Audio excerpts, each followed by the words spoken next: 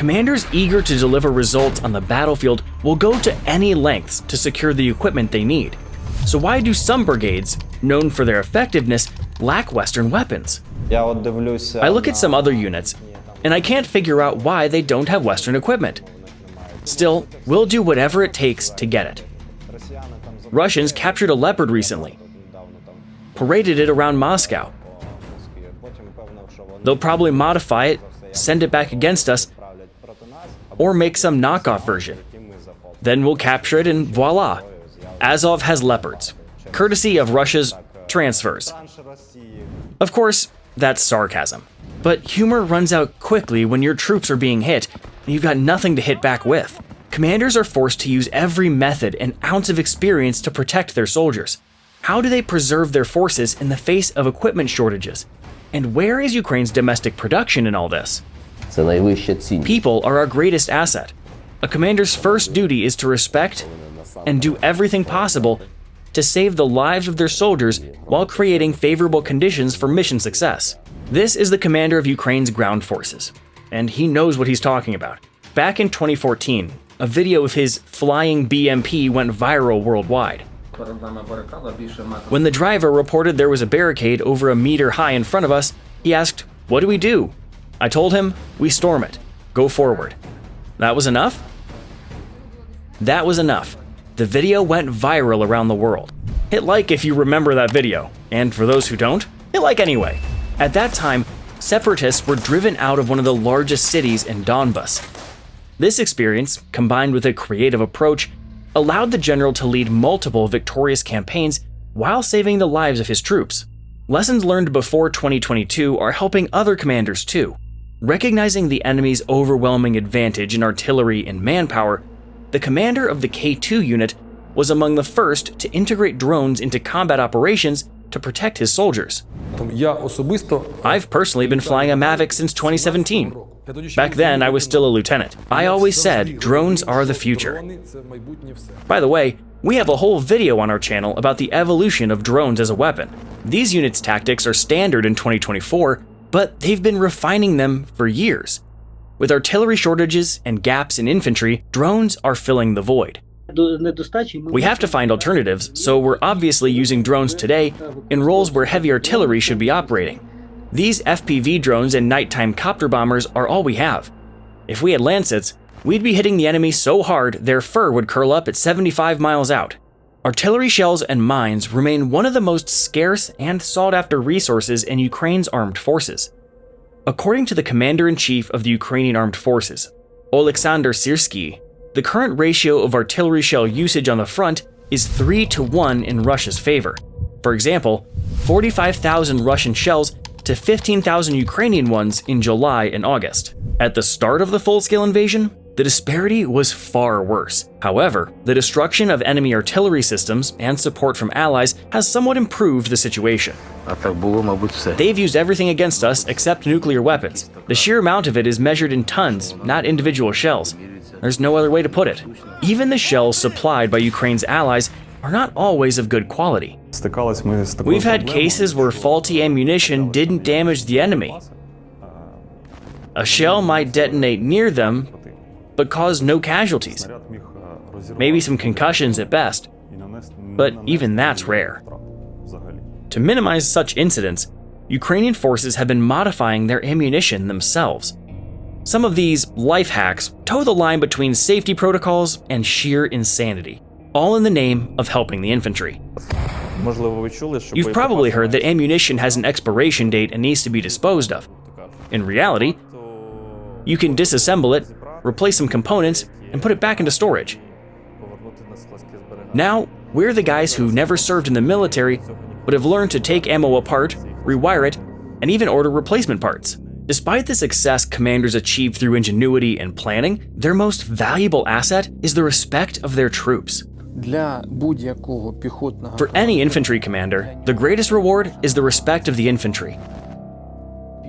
Infantry are people who look down on everyone else. Every infantryman disrespects anyone who's not right there with them. So, if the infantry respects a commander, trust me, that means a lot. That's a very serious person. And you want more stories from Ukrainian infantrymen? Subscribe to our channel. One of the most respected commanders in the Ukrainian army is Radis, the commander of the Azov regiment. We are holding a circular defense at the Azovstal plant. For the second day, the enemy has breached the plant's perimeter. Brutal and bloody battles are ongoing.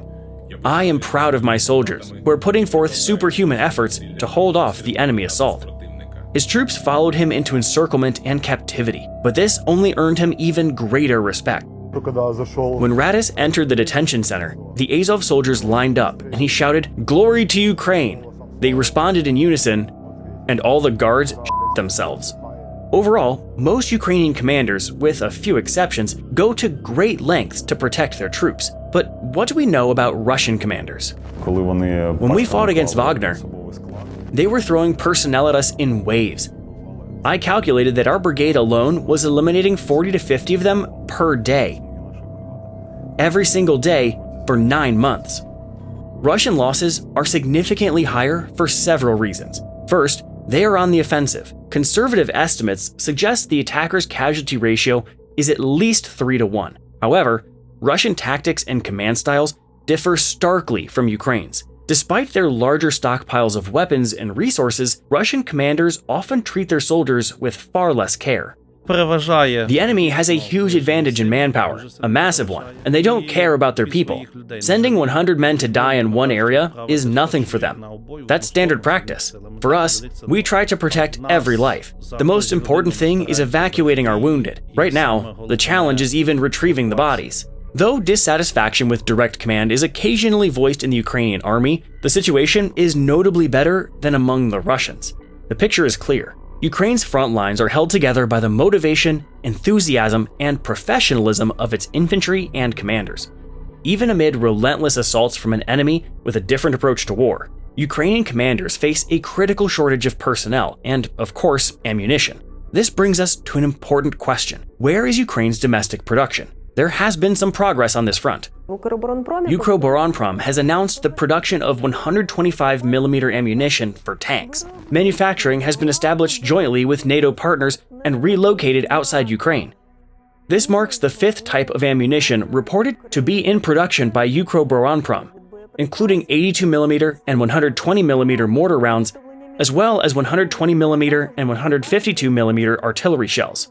Many new production facilities are located outside Ukraine.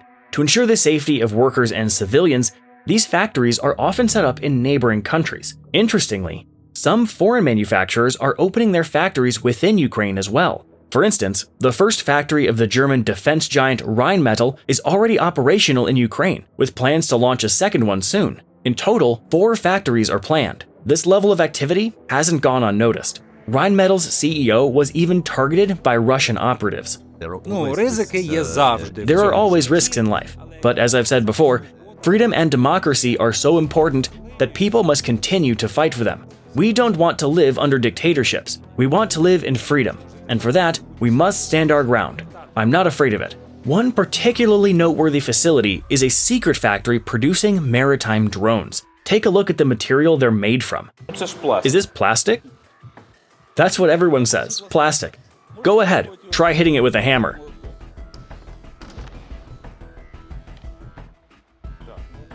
Am I not going to break it? Give it a shot. Trying now. Not like that, Mr. Andriy. Use the sharp end. This end? Yes, give it a go. Not even a scratch. Told you. It's made from the same material used to produce armor plates for bulletproof vests. However, even with these factories and production volumes, it's still far from enough to meet the demand. Ukrainian soldiers must demonstrate exceptional talent and ingenuity to defend their positions. Sometimes they succeed, other times the odds are against them. Yet, the respect of their soldiers and dreams of the future continue to inspire them during these trying times. No matter how difficult things get, they still hope their allies will stand by them and help bring victory closer. I dream that through our victory, peace will come to our sacred land, but it must be through our victory, only through our victory. Whose voices from the Ukrainian front would you like to hear next? Ukrainian generals? foreign volunteers fighting for Ukraine? Or should we make a video about women on the front lines? Share your thoughts in the comments.